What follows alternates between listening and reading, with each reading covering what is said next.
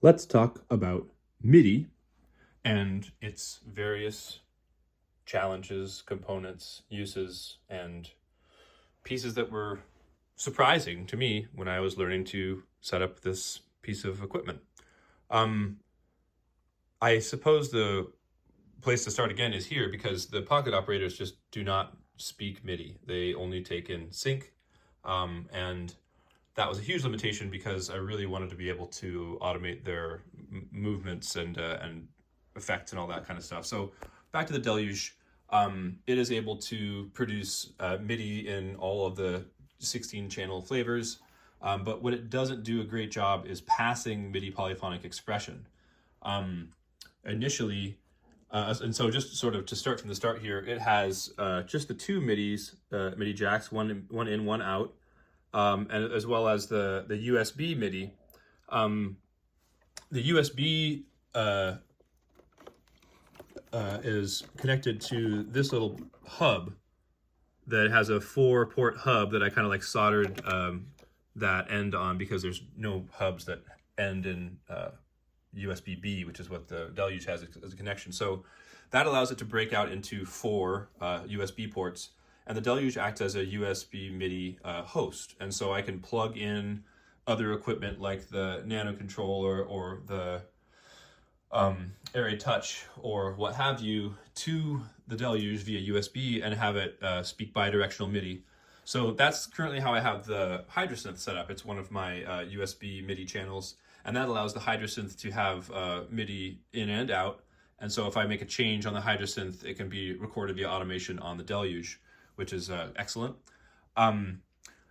Let's talk about some challenges. So the Korg Minilog XD, I would have loved to use the Korg Minilog XD's USB MIDI connection to the Deluge for the exact same reason. So many wonderful knobs to automate the movement of if you can connect it back into the system.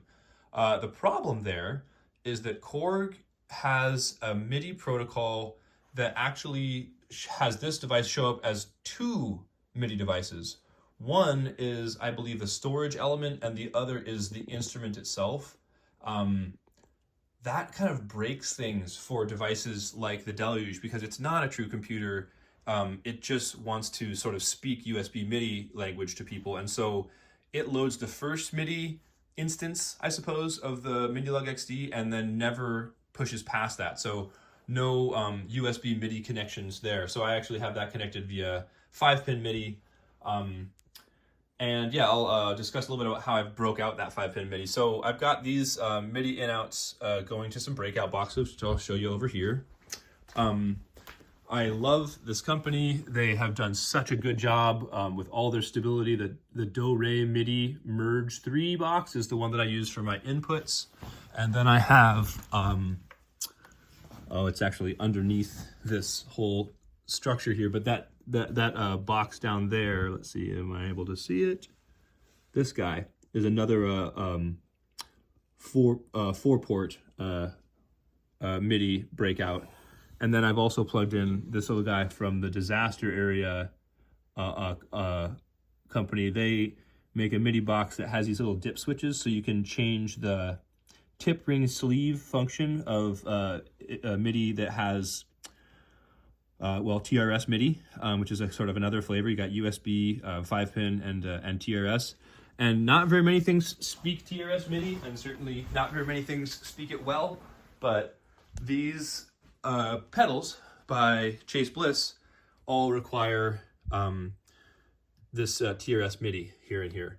And so that, as well as I think there's something else somewhere else that wanted to speak TRS MIDI.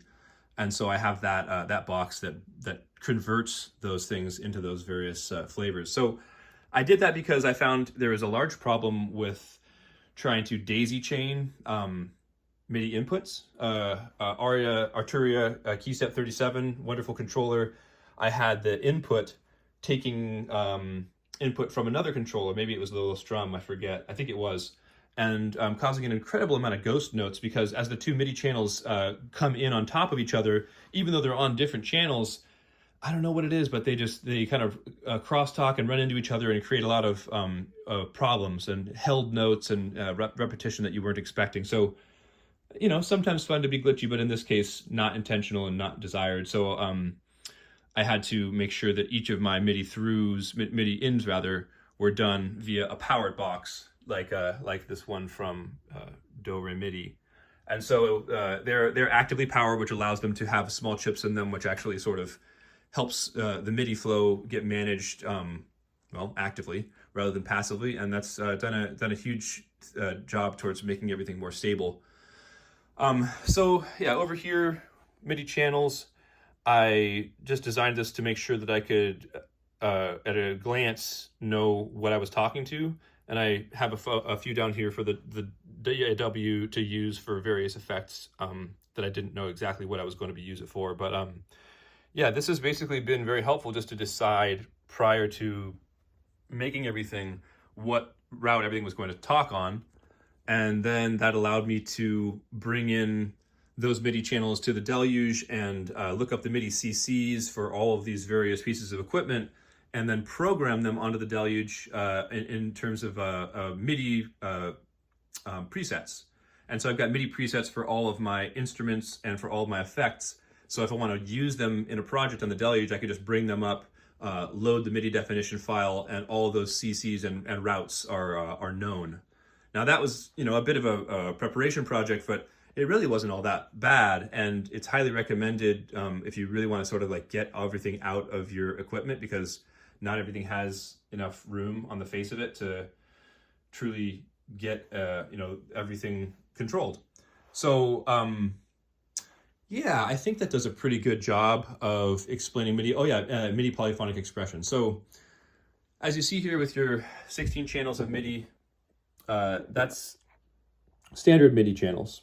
MIDI polyphonic expression channels send a sort of round robin of MIDI data. For instance, like if you're going to make a chord here and press it down and then press hard on this key and then hard on this key and then hard on this key, each one of those different pressure relationships will be sent as a different MIDI channel and a different pressure message rapidly, sort of using however many channels you give MIDI polyphonic expression to work with.